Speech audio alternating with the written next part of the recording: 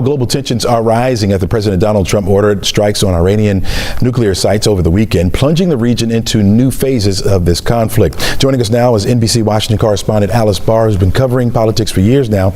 And Alice, you have some new information on some new attacks on Iran this morning.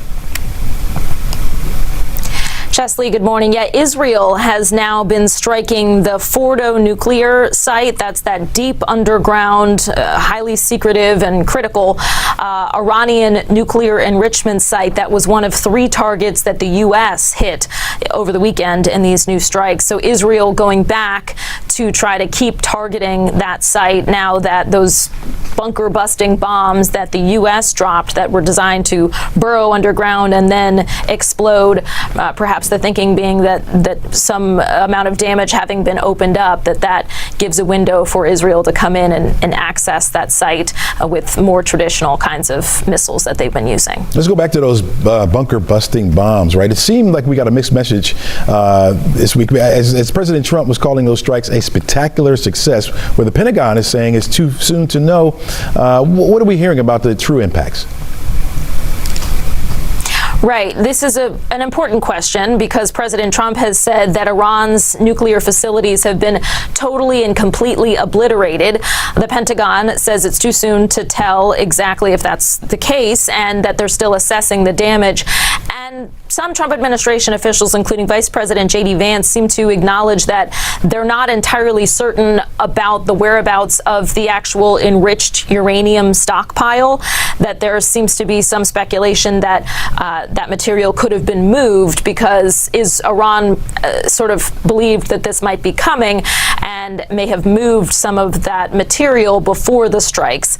But what Vice President Vance said is that even if they have material, they don't have the facilities anymore to actually turn that enriched uranium into a nuclear weapon, which is, of course, at the heart of this and what all of the efforts have been by both Israel and now the U.S. to prevent Iran having a nuclear weapon.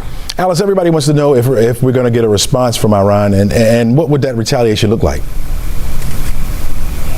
So Iran has said that it reserves all options, and Iran's supreme leader said last week before the strikes that any direct U.S. military intervention would lead to irreparable damage. So there's been signaling that something could be coming.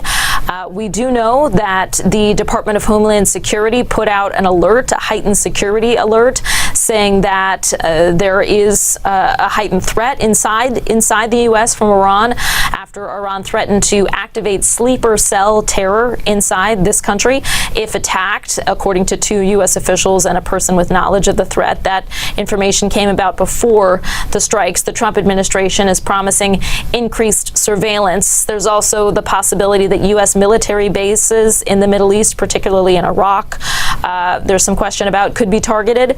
And so there's an effort to harden security at those sites. And President Trump has been clear that any targeting of U.S. troops would be a red line, would have, he has said, would have much more serious response than what we've seen so far.